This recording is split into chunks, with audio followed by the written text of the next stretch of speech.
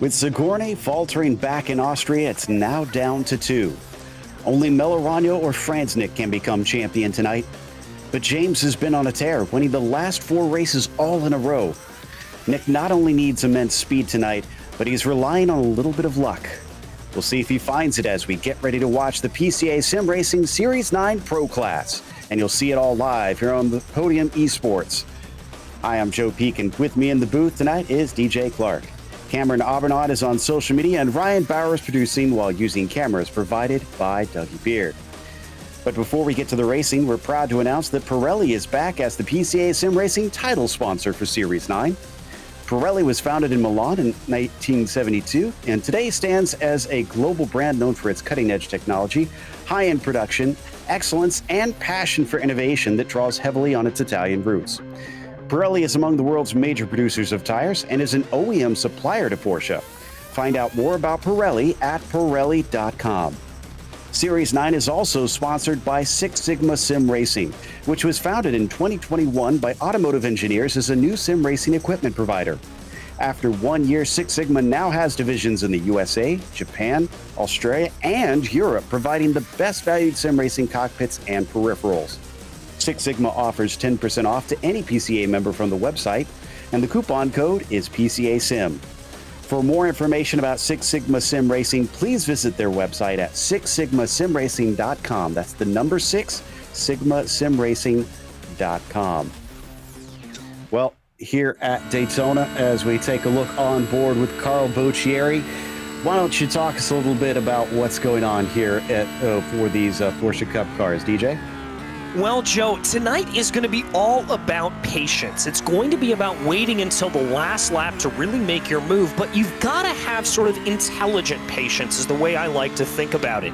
You can't lose any ground to the drivers up in front of you. You've got to be able to stay in the draft train to be able to have a chance at the end to be able to put yourself in the position to win this race. That's what we've seen in the pro class, it's what we've seen in the other classes here, and it's what we see every time we come to Daytona. You want to be up in that top 5 or so, that hopefully that's going to be the draft train that links its way back. If you lose touch with the driver in front of you, that's going to be a whole world of trouble, and you're really going to have to hustle to try to work your way back up ahead.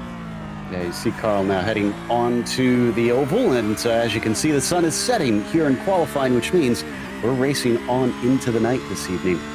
And Carl probably less concerned about the beauty of that orange glow over the horizon, more concerned about finding a little bit more time to see if he can get higher than P9. Qualifying itself probably going to take an effect on the championship, which let's cover that real quickly. Because up at the top, as I mentioned, James Franznik is your leader, and it is currently by, I believe, 143 points there that you can see between Franznik and Melorano. Essentially, before the qualifying, Franznik needs 242 points to clinch. I'll update that once we get past quali here.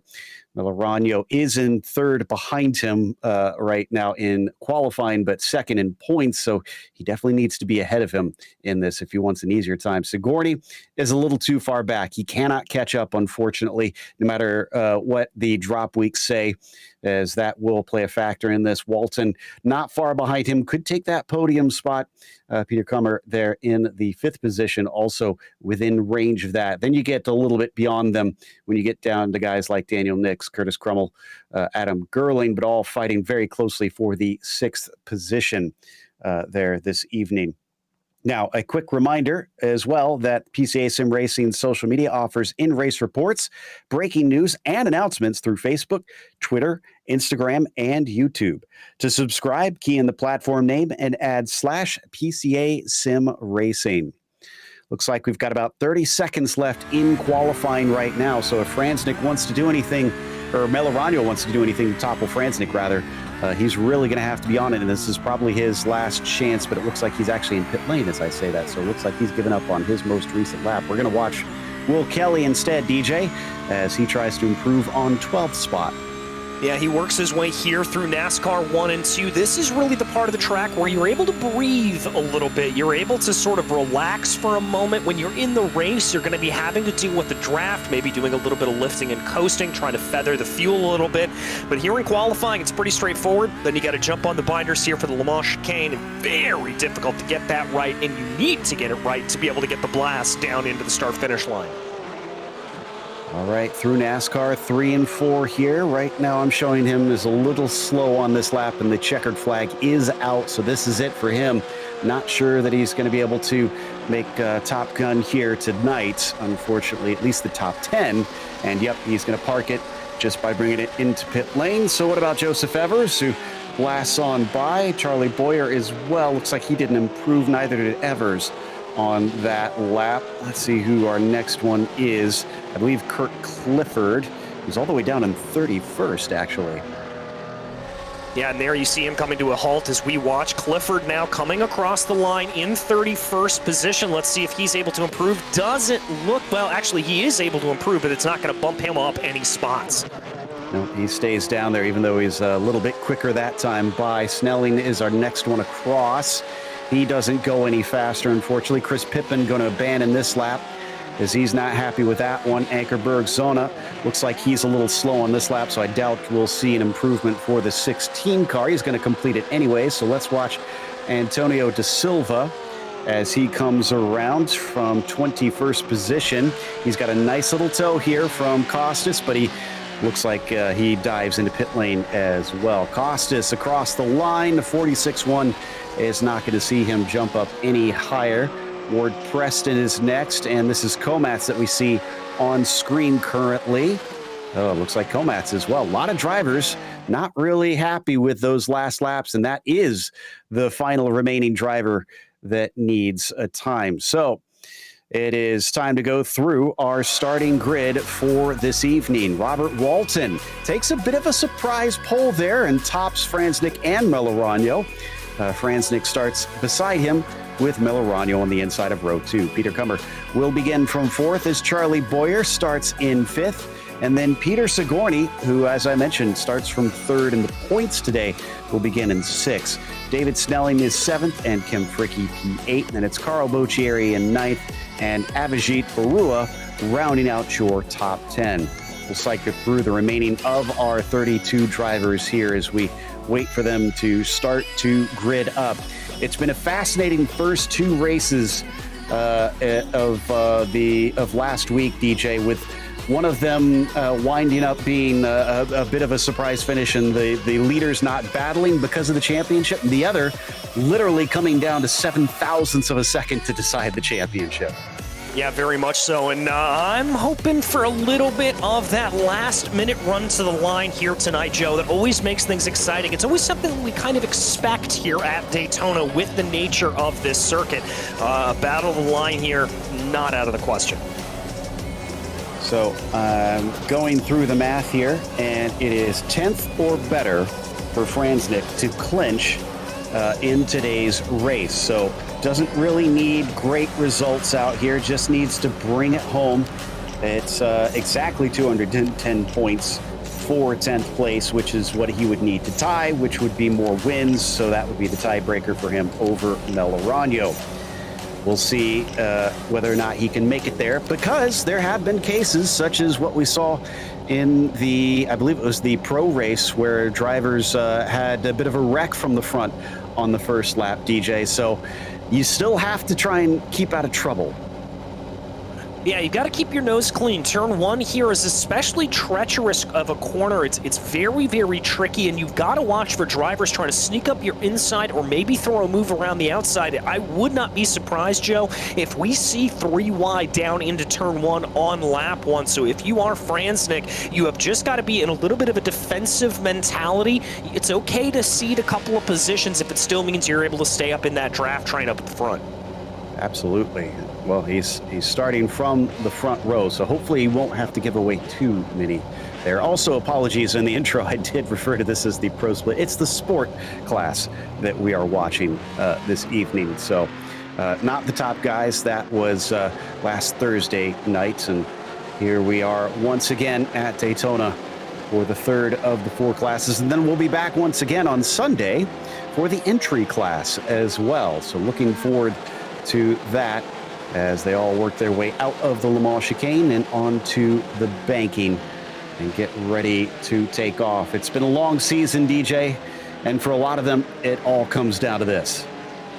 Yeah, most certainly does. You got to put it all on the line here as you go. But as we said earlier, you don't want to be too aggressive down into that first corner. You got to play it just right. Right, so Robert Walton, who will lead them away. I do believe he's taken at least one win. I'll double check on that on the stats for the season. But I'm pretty sure he has racked up at least one. So wouldn't be out of the question to see him run away with this. It depends on how quick Franznik and Melorano are and how much they're willing to fight him to try and get that number 1. Here we go as the pace car peels in. The green flag is out. Walton's on the loud pedal. Franznik doesn't seem to go anywhere all that quickly. It's a pretty good start for Melorano, but he's plugged in as he has no place to go. They're down on the bottom side as they enter into turn 1. All the drivers trying to jockey themselves into a safe position. It's been clean through turn 1 for most of the other classes so far, and this one looks like it's good as well. Yes, it is. Crucially there, Nick Melorano able to move up into second position as a result of that, but still with Franznik in third, that's still what Franznik needs to do to be able to secure the championship. A little bit of 2-3 wide farther back in the field, but it looks like we are calm and collected coming through the International Horseshoe. Yeah, James is in no problem here in third place behind Nick. He just has to stay right behind that 117. He's not going to be able to overtake him on points. No matter where they finish in the field. So as long as he stays glued to that 117, he's basically got this wrapped up. Sometimes that's easier said than done as they come onto the banking for the first time in anger. As Walton leads Melorano, leads Franznik. They are, looks like they're dropping James slightly though. The 39's about 0.7 of a second behind, but no reason to panic yet. No reason to panic yet. The big marker to keep an eye here on, Joe, is 1 second. That is going to be about the effective draft range that you need to be within to be able to get that car into the right position. If you can stay within a second, you're in good stead. And then when you come out of Le Mans here, you really realistically want to be within about 0.7 of a second if you're looking at wanting to make the move down into turn 1. Chris Pippen had a problem on our first go through the Le Mans chicane. We'll try and get back to that in a bit, but he falls to the very tail end of the field, unfortunately. And coming down across the line, will Melorano try and make a move? Nope, he looks like he is content, at least for the time being, to sit behind Walton. Maybe some fuel saving, which we did see some shenanigans like that in the previous 2 races. Yeah, we certainly did, and that could play out here. I would not be surprised if we see a lot of these drivers wanting to back off a little bit on the high banks, try to save a little bit of fuel, sip a little bit of fuel. Right now, crucially, the first breakaway that we're seeing, we talked about maybe 5 places or so up at the front of the field. It looks like Kim Fricke, 6 to 7, is going to be about that spot. Looks like we've had a little problem farther back in the field, though. This is what I was mentioning with Pippen. This was a real problem spot in the other 2 classes as well, and he just overshoots it. Ooh, big hit. I got to think he's probably going to have to come in and take a spare car. Yeah, I think he is as well, as it does look like that is probably what he's going to have to do here. We keep our eyes fixed up on the front of the field. Now that gap that we talked about, it's between 5th and 6th. Sigourney finding himself about 1.2 seconds ahead of David Snelling as these drivers work their way up ahead there. You can see that gap on your screen. That's crucial to keep an eye on. Strange incident between Theodosis Neocli and Arnie Clayson. Both spun in almost the exact same way at the same corner right next to each other, and neither was really involved in the other. Here we go. This is almost synchronized spinning here. Watch this. All right, this is coming down, through the kink, and it looks like 32. Yeah, that's just absolutely, I can't even call that target fixation, Joe. They just got it wrong. At this exact same time. Wow, so a little bit of a bizarre situation. Kim Fricke also had a bit of a problem down through, I believe, Le Mans as well. So seems like it's causing a bit of trouble here, this track. as we watch the leaders out of turn one. Once again, Walton ahead of Melorano, ahead of Franznik. That's not changed, neither with Kummer and Sigourney in fourth and fifth. So it's all kind of sitting stationary for the time being in the top five. It looks like we already did have a black flag for Chad Casey on. Not exactly sure what that was about, but already has found the ire of the stewards. Yeah, not sure what happened there to Chad, but it looks like Chad is coming down into pit lane. Oh, we've had a problem there for your leader, Robert Walton, who got a little bit squirrely coming through the International Horseshoe. Excuse me, the Western Horseshoe. And that shows you how easy it is to lose positions when everybody's clumped together. He goes from first to fourth in one corner. He's back up onto the banking. Melorano now holds the lead. Let's see if we can figure out exactly what caused this as he heads through the kink. Another car just getting loose, maybe? I think he just lost that on his own, Joe. We've talked a little bit about the crowning on that track. You want to try to stick to the inside line there as much as possible. And I wonder if the car maybe just bottomed out slightly as he brought it across the track like that. It didn't look particularly loose on the way in, but for some reason, mid-corner, it just lost grip. And he did a good job keeping it out of the grass. I will give him that. So he only lost those 3 positions down into fourth place. But up at the front, Franznik still trailing his rival here as we ride on board with James, now just behind Nick Melorano and across the start-finish line to start lap 4. But he is not threatening, as you'd expect, just kind of biding his time, letting this whole race play out. We have had some big movers in just the few laps that we have seen. Christopher Costas is up 11 already on lap 4. That is very, very impressive here from Costas, being able to make that many positions up. And it really does go to show you, if you are able to push yourself ahead, if you're able to just take a little bit of an advantage here, you can find those positions. They are willing to be gained. Costas clearly not doing any fuel saving. He is pushing ahead. We're right now chasing behind Boccieri here for the 7th position as they work their way through the Western Horseshoe themselves. Neither of them going to slide this time, at least, but it looks like Will Kelly is off there. And man, this has proved to be quite a tricky circuit for our sport class. We've been seeing a lot of mistakes, and Will looks like he did hit the barrier out of that kink, unfortunately. Let's take another look at it. Yeah, let's take a look here if we can. Kelly on the replay. This is surprising to see drivers losing it through the kink, Joe. That's not an area what I would normally expect these relatively high downforce Porsches to lose control. The one thing I would have to say is it is only 66 degrees Fahrenheit out on track right now, so maybe dealing with a little bit of cool tires. That's the only thing I can think. I haven't seen this many cars spin through there for some time, so it's a bit bizarre as we're back with Sigourney in 5th spot, chasing on Walton. This looks like Walton needs to hustle a little bit to catch back up to Peter in 3rd spot, who himself is losing touch with Franznik. You talked about it earlier, DJ. It's all about holding on to the trains, and they do need to be wary about making sure they keep in touch with that slipstream as we jump backwards once again for the battle between Barua and Rosenthal.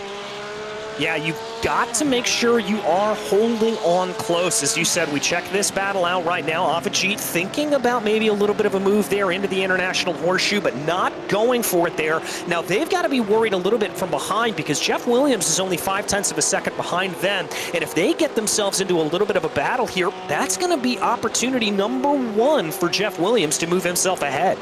Oh, I'm sure he's sitting watching, just hoping that something starts to unfold there, because he knows that that's a good chance is behind them. Whoa, big moment there for Will Kelly, who is trying to fight with Adam Gerling. Looks like he holds on to it, but it'll come out in favor of the 248, who now moves up into 16th. Ahead of them, Patrick Gill pulling away as we hop on board with Will Kelly. Yeah, and you can see there multitudes of lines coming out of that infield section. That's very common to see as the grip kind of breaks away from you. It's a surface change there around that part of the track, so you try to combat that any way you can. Will looking like he's gaining some good ground here, though. All right, well, let's see if he makes a move. Actually, it's Ward Preston who's going to make a move instead. Preston taking a peek down into Le Mans decides against it, probably for the better. Despite what it looks like on the outside, I've always found that's a really treacherous place to pass there. Yeah, you really can't go more than one wide down through there, but now two wide as they come here. This is Boccieri and Boyer trying to see what they're able to do. That's Boyer up on the high line right there. Is he going to try to dive that 22 a little bit later onto the binders? No, but a little bit of that drafting back and forth has allowed them to catch up to David Snelling. Yeah, not too bad, but Boyer is down 3 from where he started, so he's got some work to do to try and make up what he has lost. He gets very close through the middle of the apex of the International Horseshoe to Boccieri, but can't seem to do anything as they come out of that corner and now through the rest of the infield. So it doesn't look like it's on into the Western Horseshoe. Does seem like coming into the corner, though, Boyer's pretty solid on the brakes. It's just off the turn. He loses all that ground. Yeah, loses a lot of ground there, and that's not exactly what you want to have happen coming off of the binders. You want to be able to get a good launch going through the corners. We always say it slow in, fast is slow in, fast out. There we go, I got it right eventually. That's the way you want to be, Joe, and you don't want to compromise any exit speed by diving in a little bit too late on the brakes. One of those combos of slow and fast, but Peter Kummer here, well, actually we're on board with Franznik, but behind them, Peter's dropped off by 1.8 seconds. So it's a pretty sizable gap now and definitely outside of the slipstream. This is Peter, and then Walton behind him naturally has also lost touch. So this is bad news for our pole sitter if he had visions of taking a win in the final race of Series 9. Yeah, it looks like here he's just a little bit out of the groove, Joe, and sometimes that can happen. You just lose rhythm around this track, and it can really come back to bite you. And it's not a difficult thing to do to lose that rhythm, considering the way it is. You're kind of resting and relaxing for so much of the lap. Getting yourself together back down through this infield section can be a real trick sometimes. Also, we've already lost 2 cars, Kurt Clifford and Chris Pippin. Pippin has been in pit lane for about 2.5 minutes, so he could potentially repair the car and get back out, but that seems to be unrelated to his initial incident. Although I will say that he has not taken his free repair, if I'm seeing correctly, which is a bit unusual considering how massive of a clunk he took into the outside wall. Meanwhile, coming out of the Western Horseshoe, big old train here being led by Snelling. Boccieri in there, Boyer, Rosenthal, Avijit Barua, and Jeff Williams. I guess you could take it back to Crummell and the number 41. So from 6th on down to 12th position. Wow. Yeah, that is a very, very big draft train, and certainly kind of par for the course here. I wouldn't have expected it to be quite this long, but the driver I feel worst about here is Curtis Crummell, who sits down in 12th place. You know, he's going to be thinking, I'm going to get a great draft of these drivers up in front of me. But the truth of the matter is that every other driver in front of him is getting the draft as well, so it's really not going to be helping out Curtis all that much. Well, I mean, maybe in that case, I wonder if he should start thinking about pit stops then, not stopping now, but saving fuel for later on, because if he's getting a tow from this many cars, surely he could gain quite the advantage as Boccieri gets a better run. But we jump back to Franznik, who does not make an attempt down here into turn 1. Likewise, I got to think that James probably going to just sit there and ride the coattails of Nick for the time being. Yeah, and that's the second part of this that'll start to come in, and we'll start to get a little bit of a better idea about that. And I would say about 5 minutes time when you really start to see drivers thinking about their fuel strategy, lifting off down these long straightaways, being a little bit more careful as they come in. You should notice it right about as the brake markers start to come in, going down into Le Mans, and then the same thing coming past the main straightaway. That's going to be the lift points for a lot of these drivers where they choose to back off a little bit. Still up towards the front of this train, Boccieri leading Boyer. They're hanging on to Snelling as we got a fight down into the Western Horseshoe once again. Infield has been busy today. That's going to be Ward Preston gaining 17th over Will Kelly, or actually I think that's keeping 17th over Will Kelly. And then Kevin Yokel back in 19th, just kind of give and watch. Yeah, just giving watch there. And for Yokel, that's a good thing for him to be in that position as we check back in on the number 80 of Carl Boccieri, this big, long draft train coming in. Get a great camera shot of just how aggressive you have to be coming over the curbs through Le Mans. You can see those cars really taking some of that lateral load through there. You absolutely have to chuck the car in. And here comes Boccieri up at the front of the train. This looks like a move, Joe. He had so much steam this time that I think he's going to try and take it. He does look around the outside, but that's a little slower there, so that will cost him some time. Still pulling up alongside, and now he's got a nose ahead of Snelling. But the long way around of turn one, though not impossible, is tough. No, Snelling lifts and brakes a little bit early and gives it up. Well, I wonder there for David Snelling in that number 17 machine if he's starting to think about fuel a little bit, if he was worried about just how much Carl was able to save behind him, and now he wants to put himself into a position where he's going to be the one able to save some fuel. That could be. Maybe he's thinking long term here. We're already a quarter of the way through the race, and they'll probably be able to get about 20 more minutes, maybe a little bit more, before they have to come in for fuel as they break into the Western Horseshoe. And maybe this was a good move for Boccieri. He's already distancing himself from Snelling.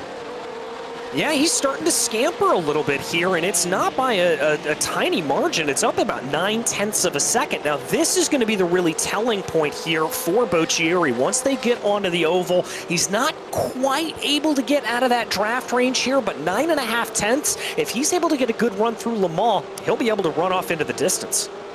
It is coming down slightly, down to about 9/10 now. So they are indeed reeling him in. Like you said, needs to focus on corner exit here for the chicane. Let's see what he can do as they weave their way in and out of that swift set of corners. And as they launch off, Snelling is still gaining and closer. It's down to 0.8 of a second. I don't think he shook him. No, I don't think he did either, but still, that's a relatively sizable gap. Boccieri hopefully will be able to get on the binders a little bit more successfully going down into turn one, maybe try to gap himself a little bit more. And the other thing here for Snelling is he's got Charlie Boyer to worry about. Yeah, I think that is what's going to separate them more than anything. If Boyer tries to go side by side, that'll slow both of them up. Snelling, once again, a little timid down into that first corner. They are going to go wheel to wheel, and Snelling cannot track out fully, although he finally gets ahead of Boyer. And now it is back up to about a second between himself and Boccieri. Yeah, and there it is at about 1.1 as there goes Boyer around. Got a little help, I think. I believe there is some contact from Rosenthal. Let's take another look at it. Maybe that'll help fill it in. Here from above, this will be a perfect angle. Yes, yeah, he did. That was a little bit of an over-opportunistic move there, I'd have to say.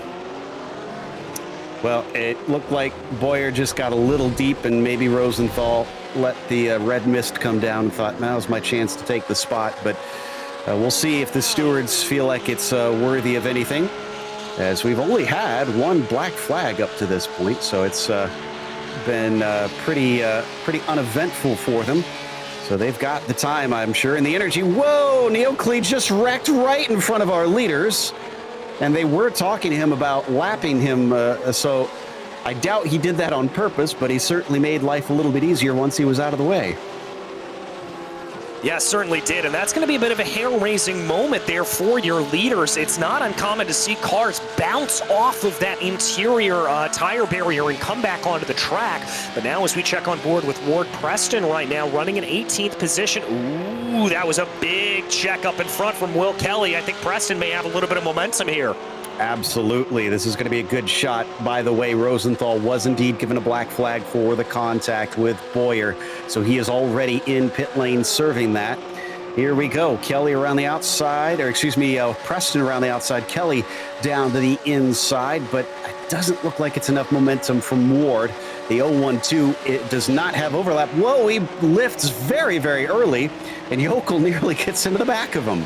And that's some of the problem that you can have here when you're coming down into that first corner. You may be running your own line that you have planned out in your head, but the driver behind you is going to have absolutely no idea what you are doing.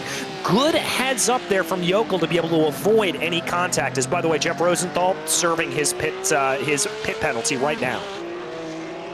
Oh, interesting development. The 333 looks like he's actually gaining, I think, on Franznik. It's down to 1.2 seconds. I'm not sure if that was maybe the traffic that we had seen briefly that helped him out, but he's much closer. Walton, though, is not. Walton continues to struggle compared to his qualifying pace. All right, so a little bit of an interesting development here. Peter Kummer working his way forward. And crucially here, Joe, talk about a great run off of Le Mans. He's able to get that gap under 0.8 of a second. He's in draft range. Wow, this is an impressive drive from Peter. He's still in this thing. You just never know, especially with Daytona. Things can turn around so quickly. He'll cross the line once again to start now lap 12. And we'll see if he can do a faster one next time as well. 44.5 for him. Was very close to the fastest lap of the race. I think Franznik currently has that. He's absolutely there now. It's only 0.3 of a second. Oh, we've got a three-way race on our hands. Walton's still about 3 seconds back, so he's not really involved in this conversation here at this point. But this, between Melorano, Franznik, and Kummer, this is a good battle. And I think here Kummer may hold the cards. If he's able to sip a little bit of fuel, be a little bit careful, maybe get a little bit better in the fuel strategy, he may be able to jump his way up ahead. I can confirm that Chris Pippen has officially retired from the race. Neocles taking repairs. We'll see whether or not Theodosis will try and return to the circuit and keep us up to 30 cars. But as it is right now, only 29 are on the pavement and rolling. Continue to watch the bright pink and blue of James Franznik sandwiched between the car of Peter Kummer and Nick Melorano down into the bus stop chicane once more.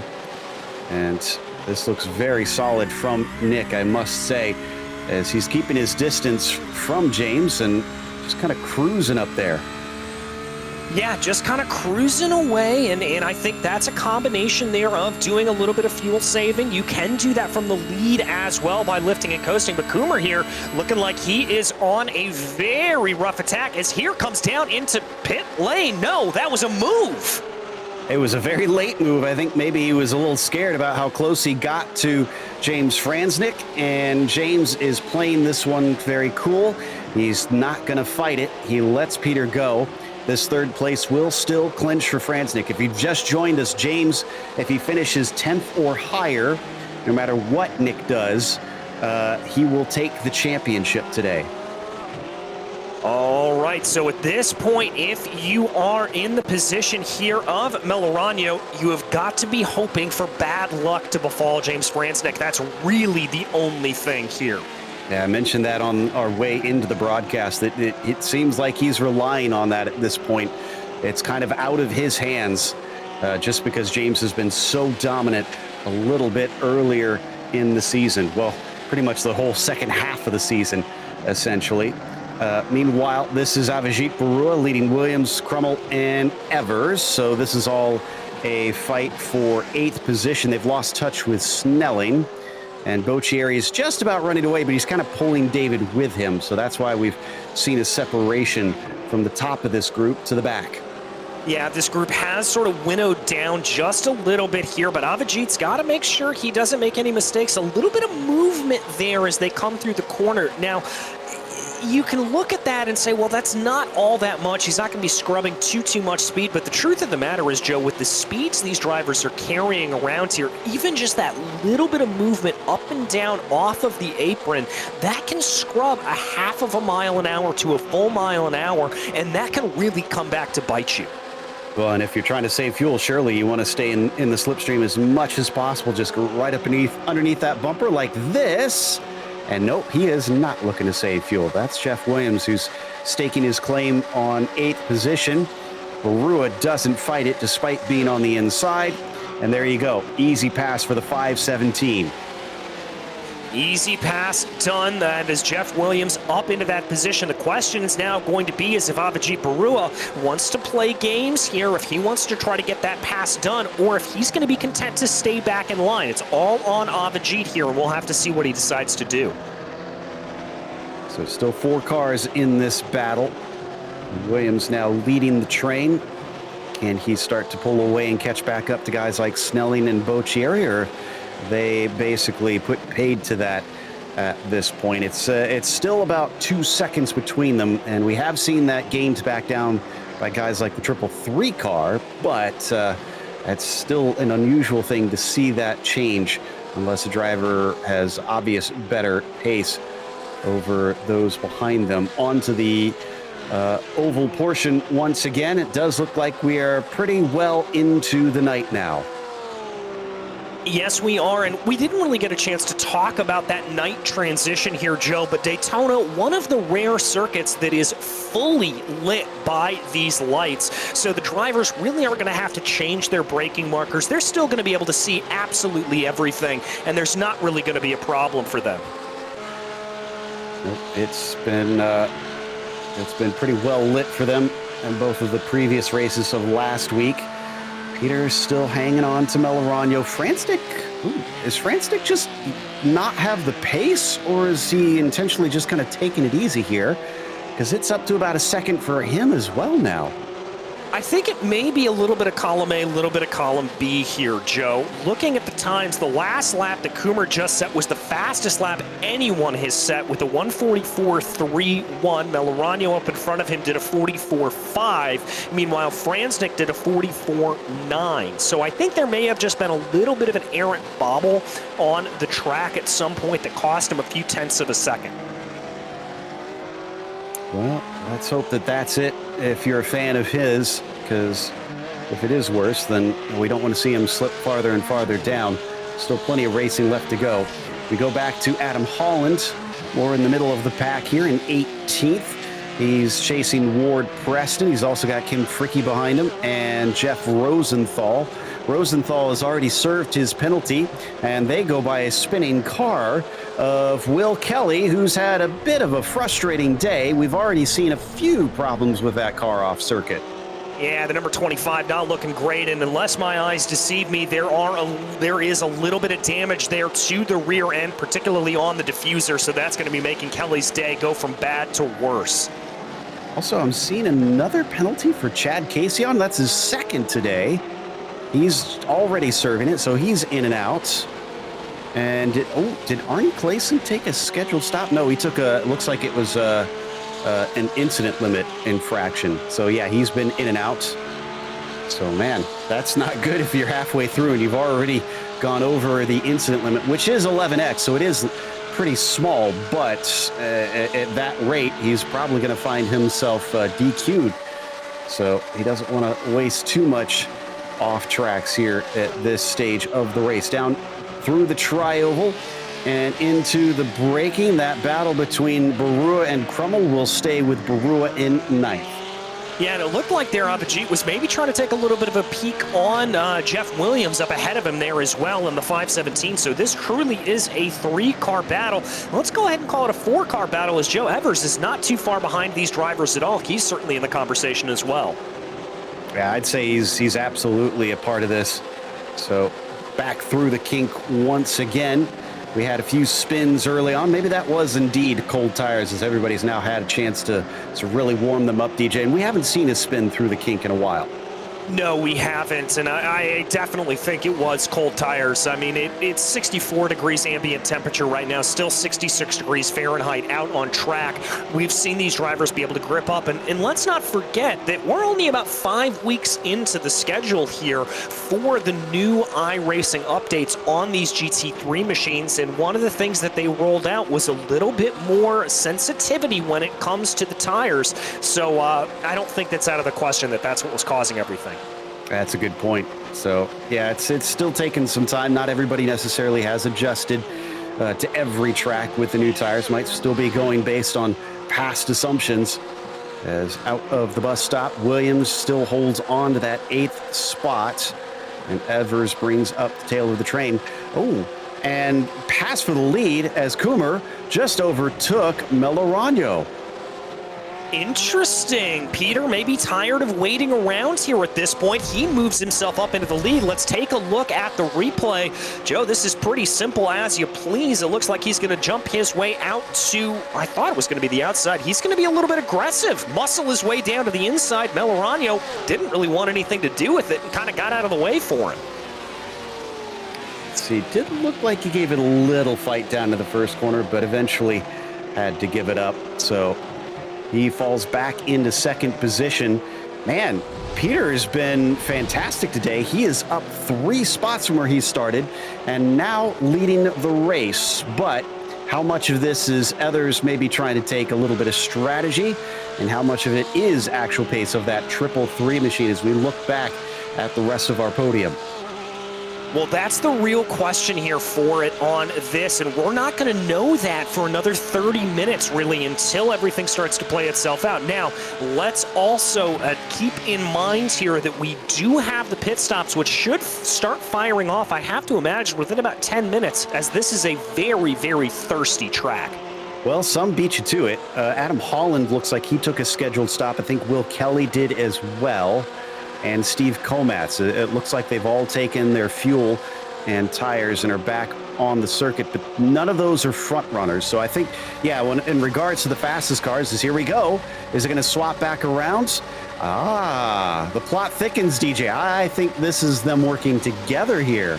I like this. I especially like this if I'm Nick Melorano. Try to get as much distance as they can between themselves and your championship leader here of James Franznik. Try to pull away, and it's working. They are 2 seconds ahead of the number 39. They're struggling to go faster to try and break away from Franznik, but if you're struggling to consistently go faster, and if you want to find another 10th off your lap time, join our very own physicist, Nikki Chan, to learn all about driving technique, car setup, telemetry analysis, and more via YouTube videos on last10th.com. Nikki is also available for one-on-one coaching and custom setup sessions. Contact him on Discord for a trial session now so you can squeeze that last 10th off your lap time. Last 10th, better car, better driver. Back up onto the oval once again. Melorano back ahead of Peter Krumer, and they have pulled it out to about 2 seconds over Franznik. And Walton continuing to drop. He's now 7 seconds behind the overall leader and 4 seconds off Franznik. Not sure if maybe it was a slipstream lap that allowed Walton to take the pole, but really has been unable to kind of back up the initial speed that he showed. Back to Boccieri once again, where they come off of the banking and onto the back stretch. He's been holding onto David Snelling, who's repassed him, and they've caught up to Steve Komatz, who they were trying to run down. So will this be something of an interesting battle as this carries on, or are they now all three going to work together too? Well, we'll have to see. I mean, really up at the front there, the only time that we've seen any drivers want to do a little bit of working together has been up with Kumar and Melorano. I think Boccieri here is maybe thinking about a move. No, he's going to back off. He's going to lift a little bit. He's content where he is. Yeah, no move there. There was a move for Kumar and Melorano. They're back and forth, and it looks like Peter leads once again. And I love this, that turn one really gives so many different lines. Each of these 3 cars that we can see on screen all took absolutely different runs through that first turn, and yet we didn't see them separate. No, we certainly did, and it's one of the great things here about Daytona is, by the way, Curtis Crummell looks like he is coming down into pit lane here on lap 18, and I'll tell you from experience, Joe, there's about 27 different lines that you can take down into that corner, but I've never been able to find a good one, so credit here to all of these drivers for driving well.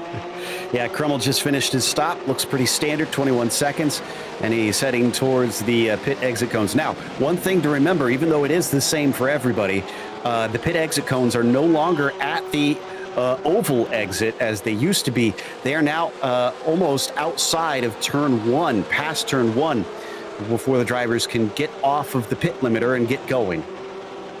Yeah, and that means that it isn't interminably long as, we've got a little bit of a move there for the number 17. That's some lap traffic. The 210, that's Steve Komatz that he's working around, but leaving that move to the last minute there. But yeah, as you said, it makes it really, really tough to get yourself back around because it just seems like the pit lane takes forever. I had forgotten that he wasn't in this battle for the lead. So back down into turn one, Melorano. This is becoming a bit of a game of leapfrog now between the pair of them. Ooh, there we go. There's a taker. Robert Walton is now in the pits. All right, and Avijit Barua also going to be down into pit lane. Now, there's some advantages to this, potentially coming in a little bit early, trying to go for that undercut. But, Joe, I really think the way to do this is you want to try to leave this as late as possible and pit with other drivers so you don't lose that draft.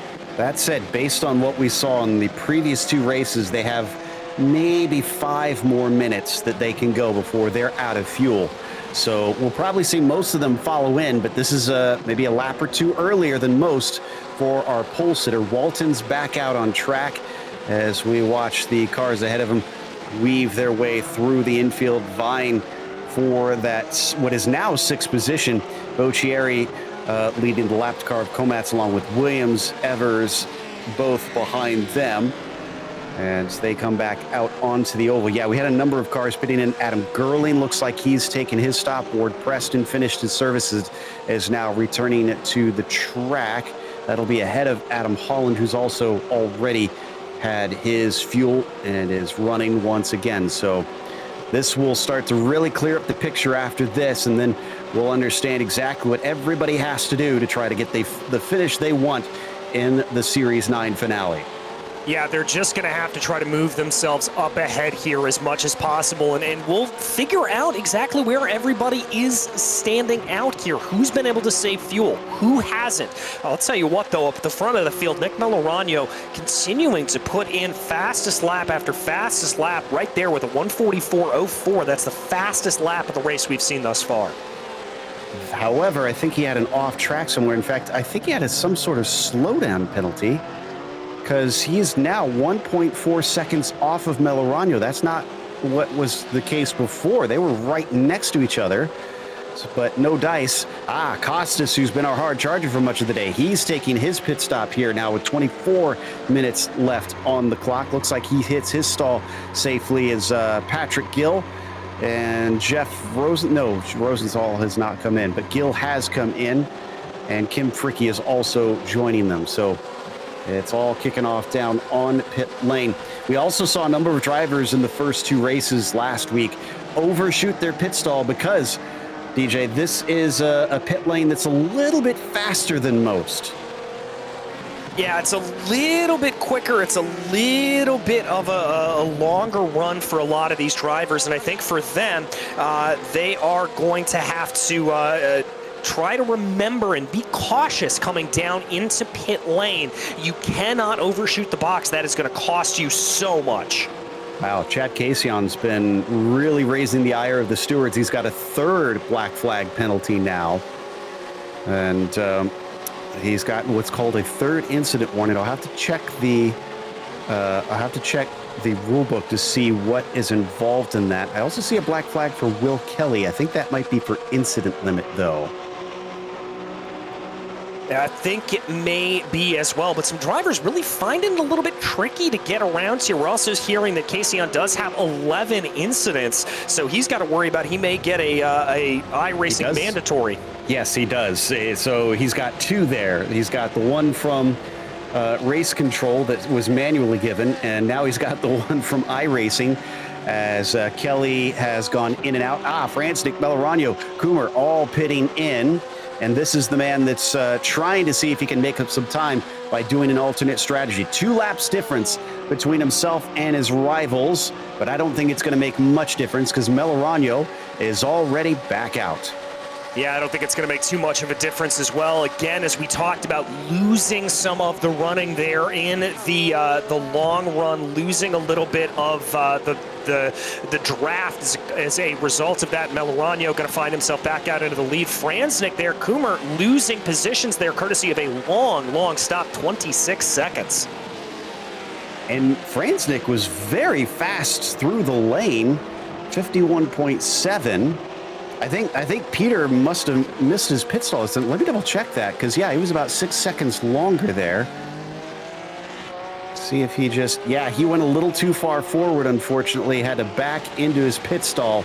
So that's what cost him. Franznik inherits P2, and once again, he's sitting pretty for a potential championship here tonight.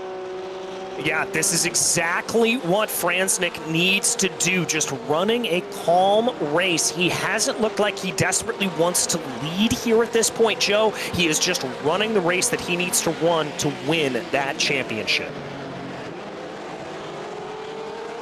Back onto the oval. This battle back here has been ongoing for much of the race. Boccieri, Barua, Krummel, Evers, and Williams were not able to get away from each other due to the pit stops, and now they can't try and be tricky with the fuel. They have to try and make the move on the circuit.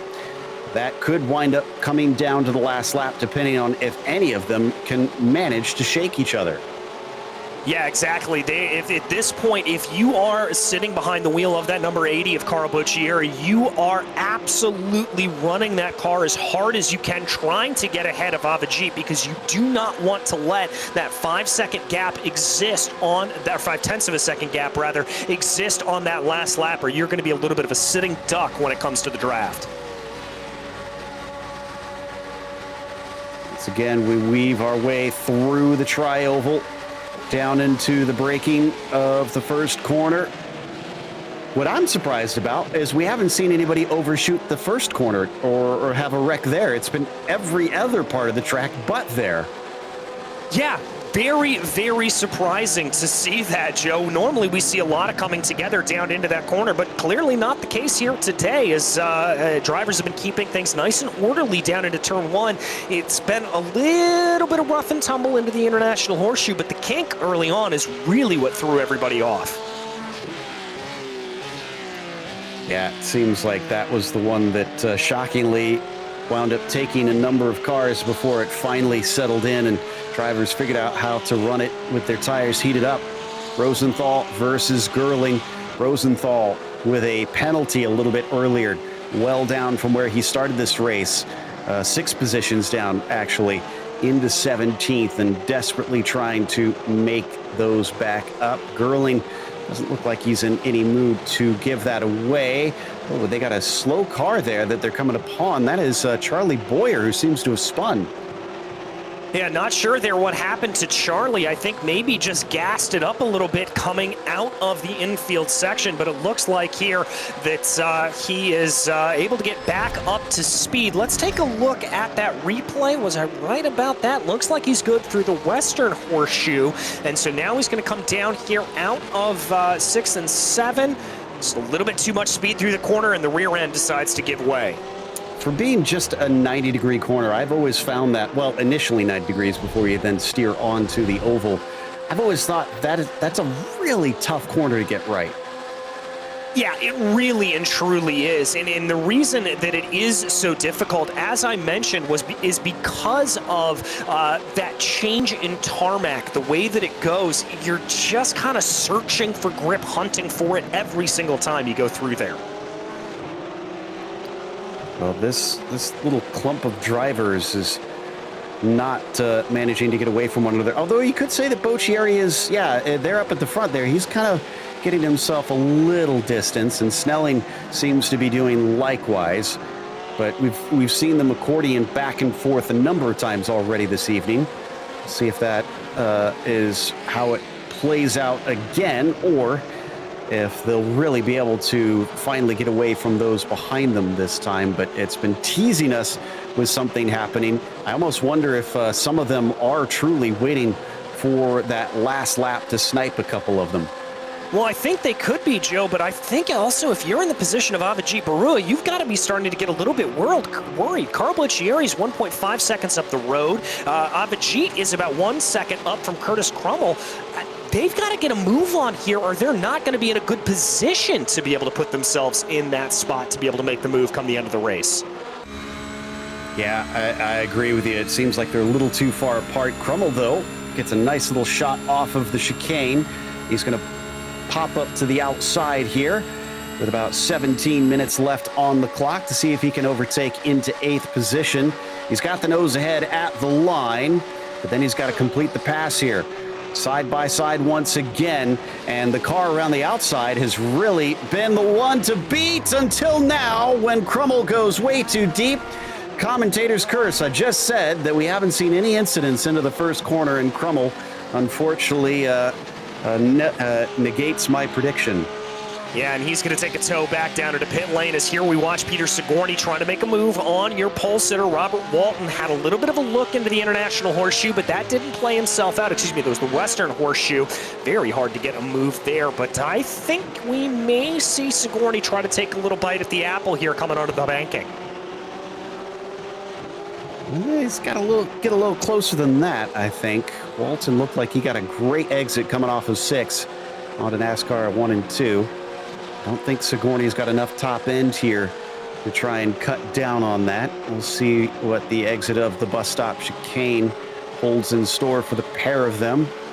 Haven't seen too many incidents coming out of that one either, which was also the other place where we saw so many accidents in the previous 2 classes. These 2 successfully navigate it. Sigourney a little closer. Now I think maybe he's got something up his sleeve here, DJ. Yeah, I think you're right. Sigourney coming on like a train with a full head of steam here. We ride on the hood of the 014. He's going to tuck behind, gets a good draft here. Does he decide to lift? Yes, I think he did give a little bit of a lift, but now he sees an opportunity, looks down to the inside there of Walton. Walton's going to shut the door. They're going to stay in the same order. Ooh, chopped down in front of him very closely as well. Big trust between Robert and Peter. But it all worked out in the end. The gap behind them has become absolutely massive. The top 5 have really just romped away. Snelling's about 8.5 seconds back right now in 6th position. So it's looking like the pace has been really phenomenal with the front of the field. Meanwhile, Rosenthal, who's still working on Gerling. This time he's got it. Rosenthal up to 15th now. Yeah, and that'll be, he's still down 4 positions from where he started the race, but he'll be pleased to be able to pick that up here at this point. Whoa, that was a little bit of a late dive on the binders there. I think they're a little bit lucky there wasn't more contact. Yeah, I think Gerling outbraked himself a bit because he went very deep into that corner. Christopher Costas, still our hardest charger, 14 positions gained. He did qualify, by the way. He set a time. And he is up to 11th now, so really doing a fantastic job of running a very quiet and well-earned race here. Let's see if he can crack the top 10. He's probably going to need a mistake from somebody in front. Now that I look at it, it's 11.2 seconds up to Jeff Williams, so that's that group that he's trying to chase. So there you caught just a brief glimpse of Costas in the background as he came onto the backstretch. As we look back from Williams. Yeah, now you can't even see him as they get into the banking once again.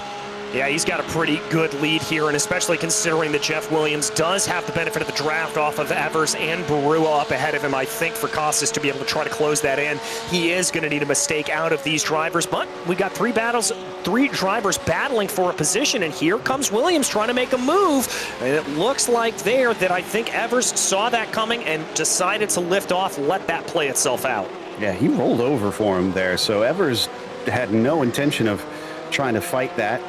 Maybe he thinks Costas can pull him up a little closer to Williams.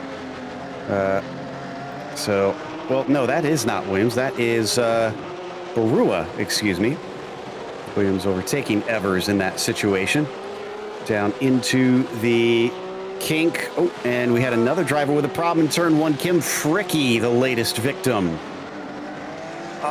Just getting it wrong, coming down into turn 1. And again, one of the things that iRacing has modeled in here is a little bit more tire wear, although I think that may not have to do much with tires, as that looks like an elbows out move coming across the start-finish line.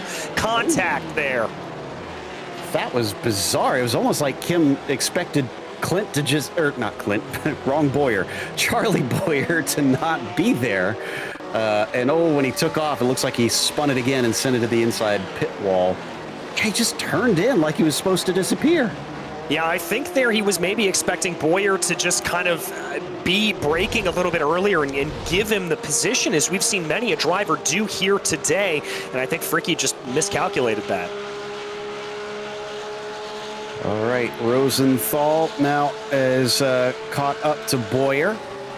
So Boyer has had his problems. Rosenthal has had his problems. Will they be able to make up for them?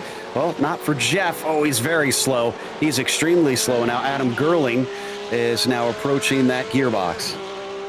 Yes, he is. Gerling starting to pull in behind here as they go behind that 7-1-3. Let's see if he's going to decide to make the move. It's waiting for these cars to get up to full tilt here as they really come out of NASCAR 4. I like what the 713 of Rosenthal is doing, hugging down to that apron. That's a good call, and it doesn't look like Gerling's going to want to get that move done.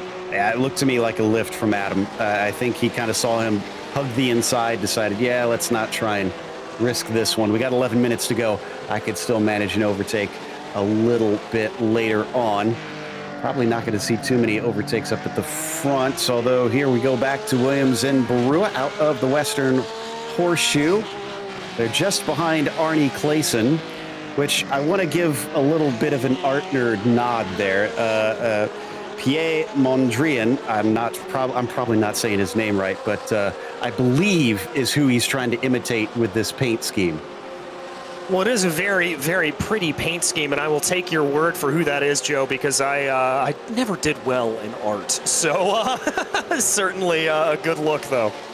Just always, I'm not as into modern art, but that was always one of the artists that struck me because it's literally just primary colors and rectangles and squares. But anyways, art lesson over for now as we come back up to Walton, who is just ahead of Sigourney, but for how much longer? Sigourney says, not this lap. I'm going to come around the outside and make the move now, trying to outbrake him down into turn one. Can he manage to get it done? No. He'll get denied by Robert Walton. But it looks like here, I thought for a second that Sigourney was going to try to make that work around the outside, but it didn't look like he wanted to be able to try to send that there. Walton with some good defense, holding on to that P4. Now, crucially, they have 8.5 seconds up the road to Peter Kummer. They have about 9 seconds back to David Snelling. So they're really able to battle this out in between themselves as much as they want in these final 9.5 minutes. Yeah, really nobody around them to be concerned with at this point. It's just their own little world out there. Down into turn one, Rosenthal back up on Boyer once again, but despite the pressure, can't get a mistake out of him yet. No, can't get it quite yet, but with 9 minutes to go, that doesn't mean he can't. Rosenthal takes a little bit of a peek there going into the International Horseshoe, trying to see if he's able to get that, but I think he's going to have to wait. I think this move has got to be just holding out, waiting for that last lap and sending the move off of Le Mans. Certainly. I mean, we saw it plenty in the pro split. As I said, that one came down to 7/1000ths of a second. The driver that wound up taking the championship barely beat the car behind, and if he had been beat by those 7/1000ths of a second, he wouldn't have been the champion. It all came down to that in the end. Well, speaking of trying to become a champion, Franznik is still in a good spot despite Kummer having caught up to him after jumping him in the pit stops. But Melorano has been trouncing them after the stops have finished. And unfortunately for Nick, I feel like this is kind of shutting the barn door after the horse is already bolted. The 4 wins for Franznik just put him in such a good position that Nick, having taken a win at the first round, unfortunately just kind of didn't really perform enough that this win will, I think, do enough for him. Yeah, I have to agree with you there, and it's a bit sad to see. I mean, he's put on a great display here today. We've seen some great drives out of that 117, and he's doing everything he needs to here at this point. It's just the numbers are not on his side here today, and Melorano, I think, is going to have to settle for second place in the championship. Knock on wood, though, we still have time left to run. He can still take heart because he did everything he needed to do other than take pole position. Just about maximize his points if he finishes where he sits now. So back to the fight here once again. Williams trying to catch up to Barua with Evers just behind them. It's now down to a 3-car fight. We were as many as 6 at one point, and they've just kind of whittled down as time has gone by, and we're 7 minutes left on the clock, so we're looking at maybe about 5 more laps. Yeah, I think that's about right. As we now jump on board with your third place car, the 333, I think we could see a little bit of a move here, maybe inspired by some slower lap traffic. He certainly thought about it, did Peter Coomer, but he's not going to be able to get the move done. Franznik stays in second for now. Yeah, I almost think that worked in favor of Franznik because it kind of boxed in Peter. And he had a big slide there coming off of turn 1. He's got to regain about 9/10 of a second on James from that one error alone. Considering he caught him back up, what was it, about 3 seconds after the pit stop? From there, I got to think that he's got enough in him that he can try and reel him back in. Yeah, I have to agree with you there about that. Peter really looks like he's got some great pace out here today. He's been putting on a full display, and that 3-second gap, that is nothing to shake a stick at to be able to close in on. It is a very, very impressive run from the 333. Yep, so the 333 is still kind of sitting in a good place. If he wants second position at least, probably not going to be able to try and vie for the win. It's a bit of a shame. If he hadn't have overshot his pit stall, he probably would have been fighting with Melorano all the way to the finish. Yeah, I think you're pretty much right about that. We could have seen that battle play itself out, and unfortunately here, a mistake in pit lane, often as you do see in real life, a mistake in pit lane here on iRacing, coming back to haunt drivers in the long running. Out of the Western Horseshoe here, we come back to the fight between Costas and Gill. Now, Costas still up 14. Gill's going to try and take that down a peg here. Ooh, they do have Charlie Boyer behind him and Jeff Rosenthal. Now, those are 2 drivers, theoretically, who should be faster than them because they are on a recovery drive. So I wonder if we're going to see a bit of a coming together of storms between these 2 pairs. And there you go. That's the swap around we've been waiting to see. Peter now goes by Franznik. And I wouldn't be surprised here if I'm James Franznik to see him sort of back off a little bit, not push nearly as hard, just focus on getting this car to the end of the race. Remember, Franznik is still going to take the championship if he finishes in the 3rd position, so that's all he needs to focus on. Down through the kink one more time. Ooh, and Peter's actually kind of jumping away pretty quickly here after making that move. Should be able to close back in on him. James will get the draft out on the banking this time by, unless he absolutely botches the corner exit of turn 6. Let's see how the 2 of them fare compared to one another. It's about a second apart between them. And James didn't look particularly good. I want to get a little closer than that. Yeah, but 9/10 of a second, frankly, flirting upwards of a full second here at this point. That's not the best run. He's starting to pull it down just a little bit. It's tickling down to 9/10 of a second flat here, but a little bit disconcerting there, I think, if you're a fan of James Franznik, that he's losing that time. So let's see. We're going to be 2 to go at the line here for Nick Melorano, who is coming around NASCAR 3 and 4. Back to our old favorite, Boccieri. And as he hides behind Snelling, I think he's got to try and set himself up here for a good exit. They do have Crummell behind them, but he is not for position. So it's just these 2 to try and settle out 6th spot here. Ooh, big run, big run here from Boccieri. Ooh, I think he gave up a little bit too much there, coming way up to the outside, lost his momentum. He's still going to be able to at least get up to the nose. So who's Dan Deere on the brakes? Well, Carl is, as he goes way in deep and is able to make the apex. That's 6th place for the 80. Makes it work quite well there for Carl Boccieri. Love to see that for him, and I loved that our director Ryan Bauer was able to give us that side-by-side with Carl there. You could see that face of determination. But Charlie Boyer down into pit lane. I think he's been given a penalty here potentially. Nope, he's hit the incident limit, I think. No, he's black flagged for unsportsmanlike conduct. Okay, that's a new one for me. Not sure what that was about. Adam Holland also was given a black flag recently. Huh, okay. Oh no, and Boyer, what? Yeah, Boyer's actually been DQ'd. Whoa, okay, he did something egregiously wrong.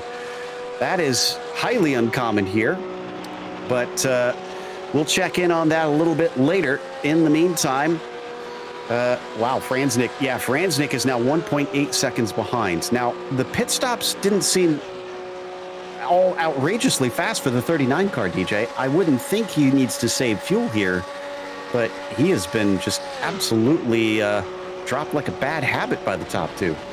Yeah, I'm not entirely sure. I mean, Franznik's pit stop was 20.8 seconds. That is on the shorter side compared to what we've seen out of a lot of the other drivers, but we'll maybe have to talk to him after the race, see if that was a fuel concern. I also think it may just be a situation where he knows he doesn't need to run it that hard, and he's content to be where he is. White flag is out. Melorano now 5 seconds ahead of Peter. This has been just a fantastic race from the 117. Just came too little too late this Series 9, with him only taking his second win if he winds up finishing this one out tonight where he sits right now. You could see in the background there Peter Kummer, who was following him out of the infield section, up onto the banking, just the bus stop and the run to the line to go from here for this man. He may have bookended the start and the finish of Series 9, but unfortunately, the story of this series was all about Franznik. Yeah, it certainly was, and for Melorano, he put on one heck of a fight here through the field, doing a fantastic job to be able to get himself away ahead and putting on a dominant display here tonight, but Franznik is going to be the one that marks off with the championship. That's a clean run coming out of the Le Mans chicane. No black flags, no worries about incident limits for Nick Melorano. As he comes to the line, it may not be a championship, but at least he's going to win on a high note as he takes victory at Daytona. A great run for Melorano. The gap about 5 seconds here as we wait now for your championship leader and who we assume to be champion, James Franznik, to cross over the line to take P3. 4 straight wins for him, and now another podium to wrap it up. Just impressive dominance this season. As here we go to the line between Boccieri and Snelling, and that one is going to go to Snelling. Woof, by about a tenth of a second, it looks like, between them. It was awful tight. Tight between them as we take a look a little bit farther back down in the field. This is Jeff Rosenthal trying to get a big run. And he managed to overtake him here. No, too little too late between them. There's 0.008 of a second between Boccieri and Snelling, by the way, once I was able to get the timing to show up right on my screen.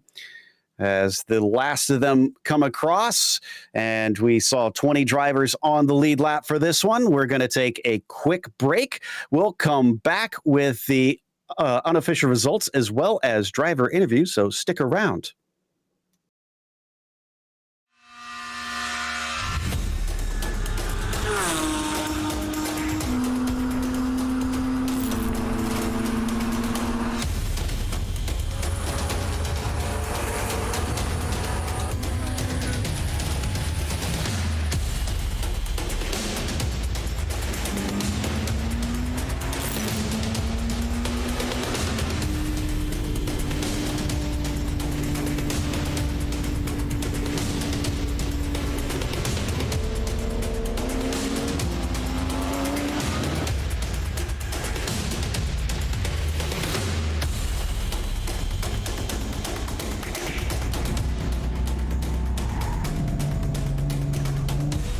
Brake a little earlier if that's going to be the case. He's actually got a nose ahead as they come down into the braking zone. He's going to do it the hard way.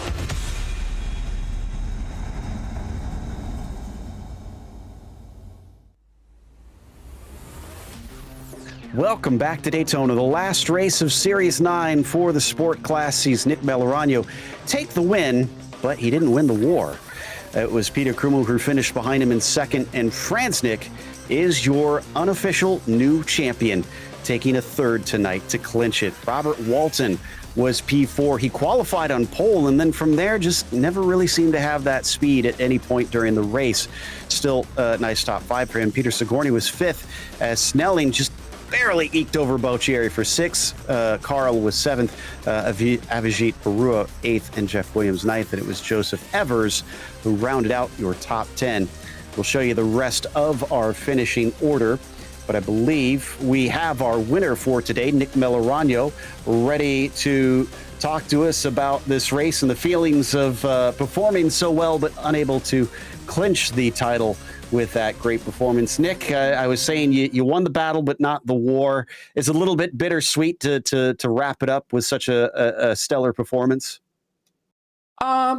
Yes and no. You know, I knew going into this that I'm pretty sure James needed to come in 11th for me to get the series, and so that was kind of a little bit of weight off of my shoulders, knowing that I could go and push and have a good race. And obviously there was a ton happening that race, so I'm glad to end up on the top, and I think I'm just going to use it as motivation, not only for the next series that we drive in, but also we have the 24-hour Daytona race coming up next weekend, so more Daytona all the time.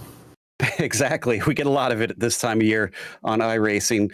Now, talk about the fact that you had a win at the start and a win at the end, but it seemed like nobody was really able to touch James in the races in between, taking 4 straight wins. What do you feel like made the difference in that first race and this last one? Overall, I think just consistency. I think James and I had very similar pace at a lot of the tracks. Most of the time, I think we were either 1-2 or 1-3.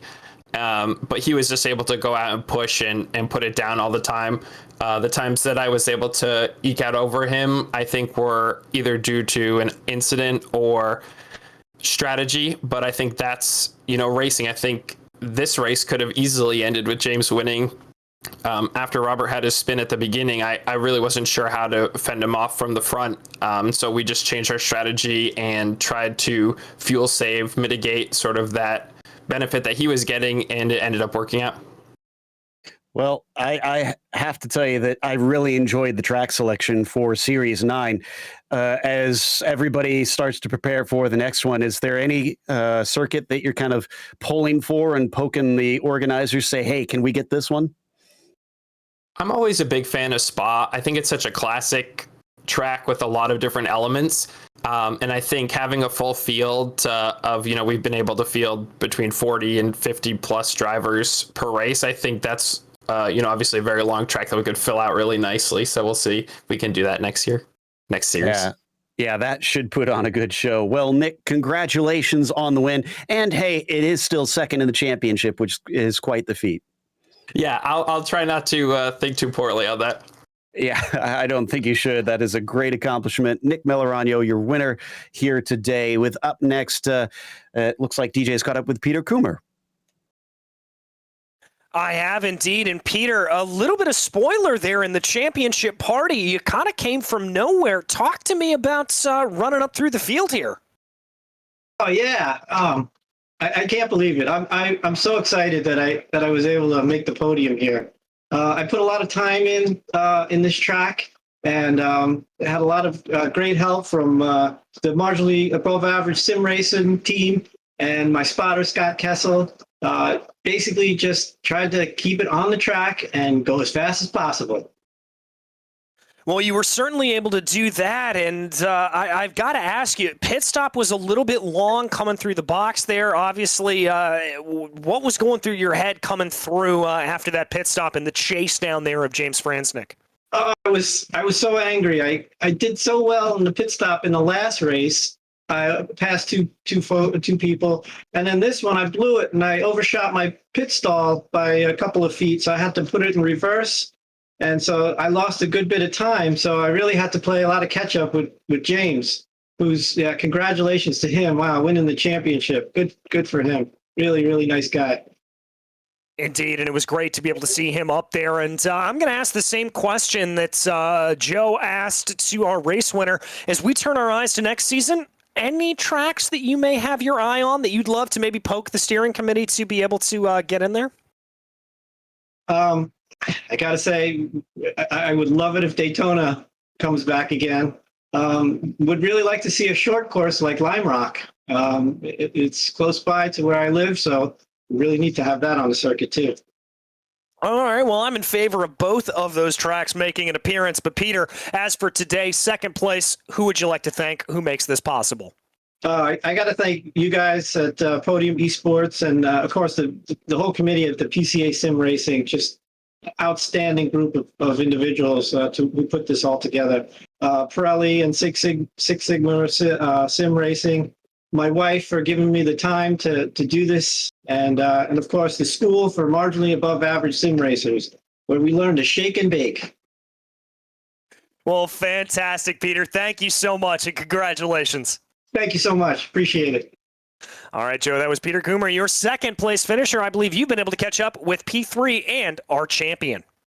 Yes, indeed. James Franznick with me. James, only one finish off the podium and 4 straight wins. Those stats alone are impressive, but how does it feel to now be able to top that with the title of Series 9 Sport Class Champion? I think I feel relief that I just survived that. that was the plan. Just get to the finish line. Yeah, I think we did the math, and I think I needed a P9 or something like that. For the way the points were. So yeah, I just wanted to finish.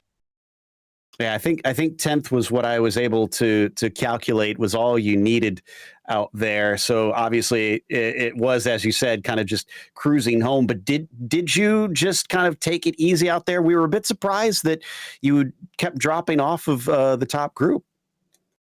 Yeah, I tried to stay close to Nick early on to conserve fuel, just follow him, and then Peter was catching up to us. By the way, great drive from Nick and Peter, man. Congrats to both of those guys. And I know Peter was probably, wanted to fight Nick, and I didn't need to fight him, so I just said, hey, goodbye, and then I'll just hang back. And, the way races go, you never know what can happen, when guys are fighting for position. So, I mean, I knew where I needed to be, and that was my target. So, that's the way I drove the car. Not as related to the championship, but one thing I am curious about is we saw a lot of incidents this race in the kink of all places, not somewhere we typically see wrecks. Were the cars kind of loose on this setup in the first few laps, especially through that corner? Yeah, I mean, that's the first lap. If you didn't lift on the kink in the first lap, you were going off track. I mean, I could not. It was similar to the kink at Road America first lap. Now, my biggest issue was with the bus stop. I mean, I practiced that last night probably for 2 hours, and I think I still ended up with 2 X's. I think one on the entry to the bus stop and then one on the exit.